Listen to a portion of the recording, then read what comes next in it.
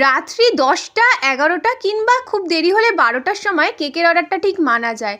কিন্তু তোমরা ভাবো তো, কোনো কাস্টমার যদি ফোন করে বলে রাত 1:30টার সময় যে আমার পরদিন সকাল 10টার মধ্যে কেক লাগবে আর সেটা তোকে বানিয়ে দিতেই হবে, তাহলে তোমরা কি করবে? আমি তো শুনেই মাথায় হাত যে আমি কিভাবে রেডি করব। কারণ হচ্ছে সকালবেলা উঠতেও আমার একটু প্রবলেম হয়, যেহেতু আমি অনেক রাতে কেক করে ঘুমাই। সেক্ষেত্রে উঠতে আমার খুবই প্রবলেম হয়ে যায়। কিন্তু অনেকবার রিকোয়েস্ট করাতে, রিকোয়েস্ট না, ও একদম বলেই রেখেছে তোকে বানাতে হবে মানে বানাতেই হবে।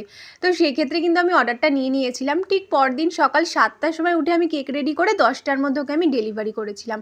আর এটাই কিন্তু সেই ছিল কেকটা।